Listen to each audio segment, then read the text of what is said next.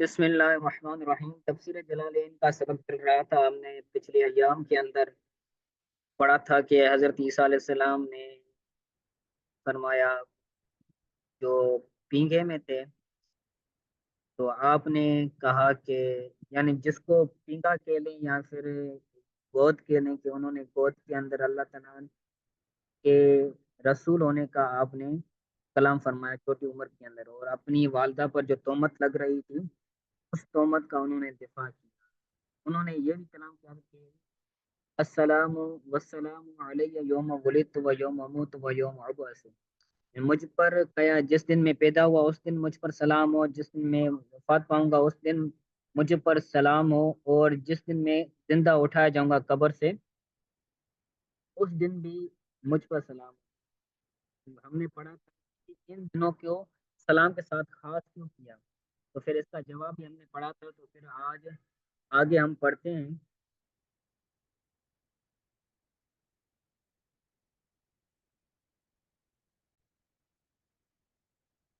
جی بسم اللہ الرحمن الرحیم۔ ذالک عیسی ابن مریم قول الحق ہے، یہ عیسیٰ ابن مریم ہے،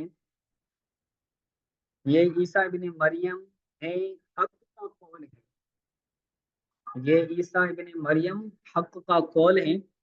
تو بالرفع خبر و مقتدر، مقدر، یہ جو قول ہے اس کو ہم منصوب بھی پڑھ سکتے ہیں، اس کو مرفوع بھی پڑھ سکتے ہیں۔ جب ہم اس کو مرفوع پڑھیں گے تو اس کے بارے میں کہہ رہے ہیں کہ یہ محذوف مبتدا کی خبر بنے گا، مقدر مبتدا کی خبر بنے گا، اور وہ مبتدا کیا ہوگی؟ قول ابن مریم، قول ابن مریم الحق، تو یہ قول ابن مریم یہ سارا مل کر کیا بنے گا؟ مبتدا بنے گا، اور الحق اس کی خبر بنے گا۔ اور اس کو نصب کے ساتھ بھی پڑھ سکتے ہیں بے تقدیر قلت، قلت کو محذوف نکالیں گے تو پھر یہ اس کا منصوب بنے گا قلت قول الحق، اس کا مفعول بھی بنے گا، اس وجہ سے یہ منصوب بنے گا۔ والمعنی القول الحق، اور قول حق کی معنی، اور اس کی معنی یہ ہے کہ یہ قول حق ہے، یعنی حق کا قول ہے۔ ایک ہوتا ہے حق، دوسرا ہوتا ہے نا حق، درست، ٹھیک ہے۔ تو یہ حق سے مراد یہ ہے کہ جو حضرت عیسیٰ علیہ السلام جو قول کر رہے ہیں کہ میں اللہ تعالیٰ کا رسول ہوں، مجھے اللہ تعالیٰ نے بغیر باپ کے پیدا کیا ہے، تو اس کا مطلب یہ ہے کہ ان کا یہ قول حق ہے، پر حق ہے، ٹھیک ہے۔ الذی فیہ یمترون، اس کے بارے میں کہ جس قول میں وہ شک کر رہے ہیں، الذی فیہ یمترون، جس قول میں وہ شک کر رہے ہیں۔ ذالک عیسی ابن مریم قول الحق فیہ الذی فیہ یمترون، یہ عیسیٰ ابن مریم ہے، حق کا قول کہہ رہے ہیں جس قول کے اندر وہ جو یہودی تھے یا جو وہ جو عیسائی تھے وہ شک کرتے تھے۔ تو یمترون کے بارے میں بتا رہے ہیں کہ من المریت، یہ مریت سے لیا گیا ہے، اس کا مشتق منو کیا ہے؟ مریت ہے، تو یہ مصدر ہے۔ اے شکون، اس کی معنی بتا رہے ہیں کہ وہ شک کرتے تھے۔ وہ شک کرنے والے کون تھے؟ وہ ہم النصارى، وہ نصارہ تھے۔ وہ کیا کہتے تھے؟ قالوا ان عیسی ابن مریم، ان عیسی ابن اللہ ہے، ان عیسی ابن اللہ ہے۔ وہ یہ کہتے تھے کہ حضرت عیسیٰ علیہ السلام اللہ تعالیٰ کے بیٹے ہیں، معاذ اللہ۔ کذبوہ، انہوں نے جھوٹا بولا، انہوں نے جھوٹ بولا، ٹھیک ہے۔ پھر آگے ہے آیت مبارکہ ہے کہ ما کان للہ ان یتخذ من ولد سبحانہ، اللہ تعالیٰ کے لیے یہ مناسب نہیں ہے، یا اللہ تعالیٰ کی یہ شایان شان نہیں ہے کہ اللہ تعالیٰ کسی بچے کو بنائے، کسی بچے کو بنائے، یعنی خود کا بچہ بنائے، کسی بیٹے کو بنائے۔ سبحانہ، اللہ تعالیٰ اس سے پاک ہے۔ تنزیہا لہو عن ذالک، اللہ تعالیٰ کے لیے پاکائی ہے اس سے، کس سے؟ بچہ پیدا کرنے سے۔ کہ اللہ تعالیٰ کا بچہ ہو، معاذ اللہ، اللہ تعالیٰ اس سے کیا ہے، پاک ہے۔ اذا قضا امرن، جب کسی معاملے کا ارادہ فرماتا ہے، قضا ارادہ فرماتا ہے، امرن کسی معاملے کا، اے اراد ان یحدثہ، یعنی کسی چیز کو بنانے کا، کسی معاملے کو بنانے کا وہ جب ارادہ کرتا ہے تو کیا کرتا ہے، فإنما یقول لہ کن فیکون، تو وہ کہتا ہے لہو، اس کو کہتا ہے کن، ہو جا، فیکون، تو ہو جاتا ہے۔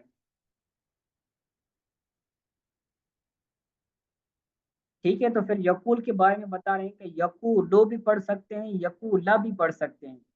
جب اس کو ہم یقولو پڑھیں گے تو پھر اس سے پہلے کیا نکالیں گے، ہم مبتدا نکالیں گے، اور یہ فعل اپنے متعلقین سے مل کر وہ اس مبتدا کی کیا بنے گا، خبر بنے گا، بالرفع بتقدیر ہوا۔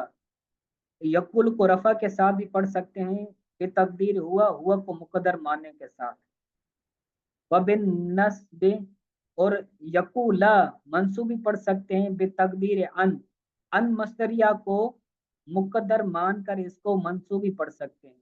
ومن ذالک، اور ان معاملوں میں سے، کہ جو اللہ تعالیٰ نے فرمایا نا کہ اللہ تعالیٰ جس کے لیے، جس معاملے کے لیے ارادہ فرماتا ہے تو اس کو کہتا ہے کہ ہو جا، تو ہو جاتا ہے۔ تو ان معاملوں میں سے کیا ہے، ومن ذالک خلق سب عیسیٰ من غیر اب، ان معاملوں میں سے حضرت عیسیٰ کا بغیر باپ کے پیدا ہونا بھی ہے۔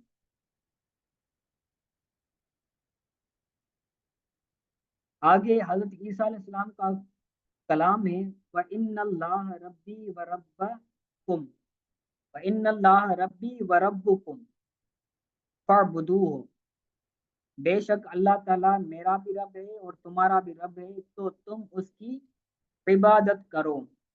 پھر ان کے بارے میں بتا رہے ہیں کہ ان کو ان بھی پڑھ سکتے ہیں، ان کو ان حمزہ کے مفتوح فتح کے ساتھ اور حمزہ کی کسرہ کے ساتھ دونوں طرح پڑھ سکتے ہیں، بفتح ان بتقدیر اذکر،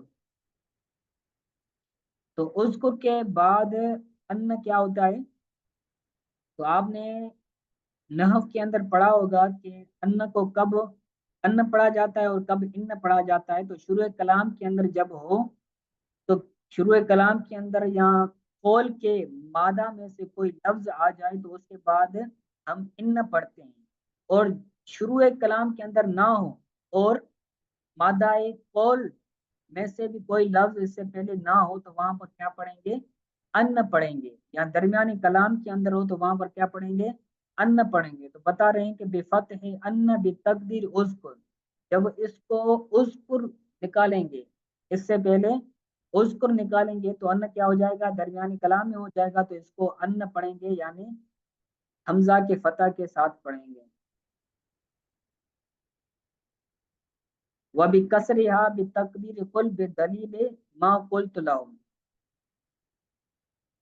اور کسرہ کے ساتھ بھی پڑھ سکتے ہیں، ان بھی پڑھ سکتے ہیں، کیوں، کیونکہ کل کو مقدر مانیں گے، کل کو مقدر مانیں گے، اور کل یہ قول کے مادہ میں سے ہے، اور جب قول کے مادہ میں سے کوئی حرف آ جائے تو اس کے بعد ہم ان پڑھتے ہیں، تو لہٰذا ان سے پہلے کل ہے تو کل کے بعد ہم اس کو ان پڑھیں گے۔ تو اس کی دلیل کیا ہے کہ یہاں پر کل محذوف ہے، کل مقدر ہے، اس کی دلیل کیا ہے، اس کی دلیل اللہ تعالیٰ کا یہ قول ہے کہ ما قلت لہم، کہ میں نے ان کو نہیں کہا۔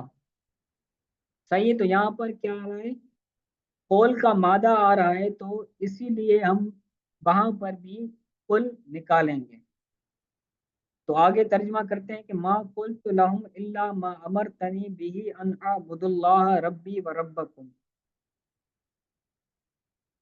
حضرت عیسیٰ علیہ السلام فرما رہے ہیں کہ میں نے ان کو نہیں کہا، ما قلت لهم، میں نے ان کو نہیں کہا مگر الا ما امرتنی به، مگر وہ جس کا تو نے مجھے حکم دیا، الا ما، مگر وہ جو امرتنی بھی، جس کا تو نے مجھے حکم دیا، وہ کیا ہے، وہ حکم یہ ہے کہ ان اعبد اللہ ربی و ربکم، وہ یہ ہے کہ وہ جو لوگ ہیں وہ اللہ تعالیٰ کی عبادت کریں جو میرا اور تمہارا رب ہے۔ ٹھیک ہے، تو اللہ تعالیٰ نے حضرت عیسیٰ علیہ السلام کے بارے میں قرآن مجید کے اندر فرمایا کہ حضرت عیسیٰ علیہ السلام نے اپنی قوم والوں کو کیا کہا کہ میں نے ان کو یہ کہا ہے کہ یہ اللہ تعالیٰ کی عبادت کریں، اور عیسائی کیا کرتے ہیں، نصارہ کیا کرتے ہیں، حضرت عیسیٰ علیہ السلام کی عبادت کرتے ہیں، ان کو خدا مانتے ہیں، تو یہ ان کی محبت کے دعوے کے برخلاف ہیں، کیونکہ جو محبوب ہوتا ہے اس محبوب کے اقوال کو تسلیم کیا جاتا ہے، اور یہ بھی کہا جاتا ہے کہ الحکم فوق الادب، تو جو حکم ہوتا ہے وہ ادب کے اوپر ہوتا ہے۔ حضرت عیسیٰ علیہ السلام کہہ رہے ہیں کہ اللہ تعالیٰ کی عبادت کرو، اور وہ حضرت عیسیٰ علیہ السلام کے حکم کو تسلیم نہیں کر رہے، اور حکم کی نافرمانی کرتے ہوئے وہ حضرت عیسیٰ علیہ السلام کی عبادت کرتے ہیں، جو کہ ان کے لیے بہت خسارے والا کام ہے۔ ٹھیک ہے، حاضہ صراط مستقیم ہے، یہ سیدھا راستہ ہے۔ ٹھیک ہے، حاضہ صراط مستقیم، یہ سیدھا راستہ ہے، صراط مستقیم، یہ سیدھا راستہ ہے۔ حاضہ کے بعد المذکور نکالا کہ یہ جو بات پیچھے گزری کہ اللہ تعالیٰ کی عبادت کرو، حضرت عیسیٰ علیہ السلام کی عبادت نہ کرو، تو یہ ایسا راستہ ہے جو سیدھا ہے۔ صراطن کے بعد طریقن نکالا، اور نکال کر یہ بتایا کہ صراطن کی معنی کیا ہے، طریقن یعنی راستہ، مستقیم سیدھا، ایسا سیدھا، معدن الی الجنت، جو جنت کی طرف لے جانے والا ہے، یہ ایسا سیدھا راستہ ہے جو جنت کی طرف لے جانے والا ہے۔ تو آج کے لیے اتنا سبق کافی ہے، تو اس کو اچھی طرح سے یاد کر لیجیے گا، اور ٹیسٹ کی تیاری کیجیے گا انشاءاللہ تعالیٰ فرائیڈے کو آپ تمام احباب کی ٹیسٹ ہے، اچھی طرح سے تیاری کر لیجیے گا۔ جہاں سے سورہ مریم شروع ہوئی ہے وہاں سے لے کر آپ نے یاد کرنا ہے آیت نمبر 30 تک، جو 30 آیات ہیں، تو 30 آیات میں سے ٹیسٹ ہوگی، آپ اس کو اچھی طرح سے یاد کر لیجیے گا انشاءاللہ تعالیٰ، فرائیڈے والے دن آپ کا ٹیسٹ ہوگا۔